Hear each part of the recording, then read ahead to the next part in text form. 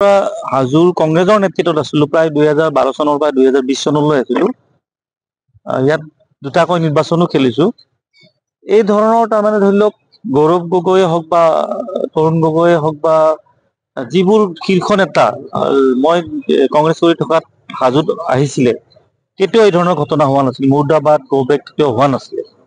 আৰু এইটো সঁচাকৈ কালি মই দেৰিকৈ গম পালোঁ যে হাজোৰ নিচিনা এটা পবিত্ৰ স্থানৰ পৰা অসমৰ ৰাইজে নিবিচাৰে যে এনেকুৱা এটা বাৰ্তা যাওক।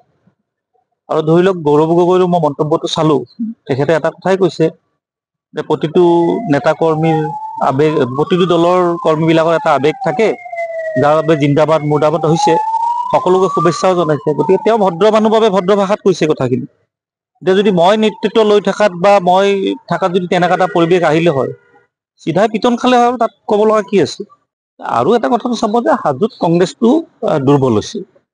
দুৰ্বল হোৱাৰ কাৰণে কৰ্মীৰ সংখ্যা কমি গৈছে। যোৱাবাৰ যেতিয়া মই কংগ্ৰেছৰ পৰা ওলাই আহিলোঁ 55,000 মই ভোট পালোঁ।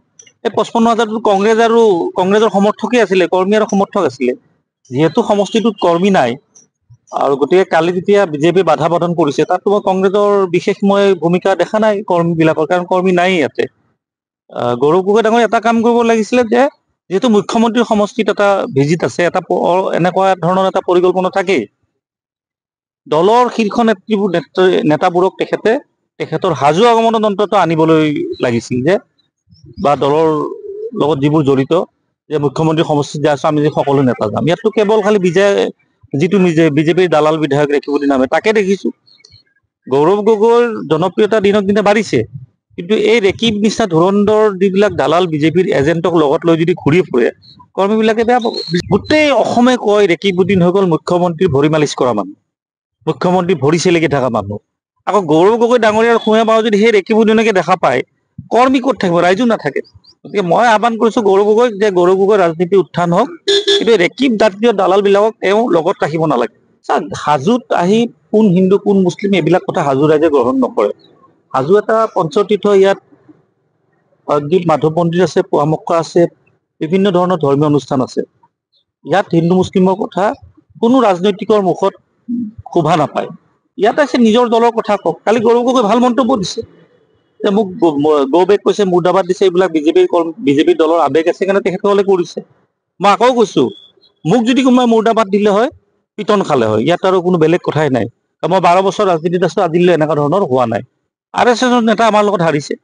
আচলতে চাওক, গৌৰৱ গগৈ গৌবেক দিয়াটো এইটো এটা কি হৈছে, ধৰি লওক কিছুমান বিজেপিৰ যিবোৰ মানে বেছি বিজেপি বুলি ক'ব লাগিব, পুৰণি বিজেপি নহয়, যিবোৰ আগতে মানে কংগ্ৰেছৰ লগত আছিলে, সেইসকলে মানে এই ধৰণৰ এটা পৰিৱেশৰ সৃষ্টি কৰিছে। আৰু কিন্তু যিবোৰ মূল বিজেপি, মই আকৌ কৈছোঁ, ইয়াত 2018 যেতিয়া আমি পঞ্চায়ত নিৰ্বাচন খেলোঁ, নেতৃত্বত মই আছিলোঁ।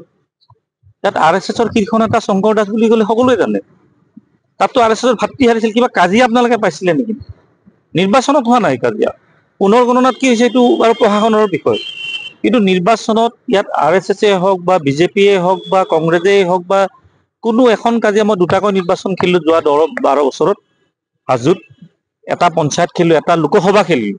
আজিলৈ আপোনালোকে শুনিছে নি হাজোত দুলু আহমেদৰ কৰ্মী আহি কিনে বিজেপিৰ কৰ্মীক আক্ৰমণ কৰিছে, বা বিজেপিৰ কৰ্মীয়ে দুলু আহমেদৰ কৰ্মীক আক্ৰমণ কৰিছে? নাই হোৱা। আপোনাৰ ক্ষেত্ৰত যদি এনেকুৱা কৰিলে হাত ভৰি ভাঙা যাব, বেলেগ চিধা কথা একো নাই। আৰু মইতো কৈ আছোঁ, হাজোৰ ৰাজনীতিত মই আজিও আছোঁ, ভৱিষ্যততো থাকিম। 2026ত আমাৰ পাৰ্টিও দেখিব। মোক মুৰ্দাবাদ দি কাৰণে চাওকচোন।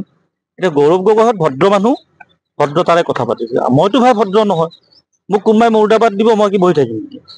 হাত ভৰি ভাঙা যাব। আকৌ কৈছে সেইখিনি কথা। আপুনি বিচৰা বাতৰি পাব কেৱল নিউজ 18 এপত। নিউজ 18 এপ ডাউনলোড কৰিবলৈ স্কেন কৰক এই QR কোড। গুগল প্লে ষ্টৰতো পাব এই নিউজ 18 এপ।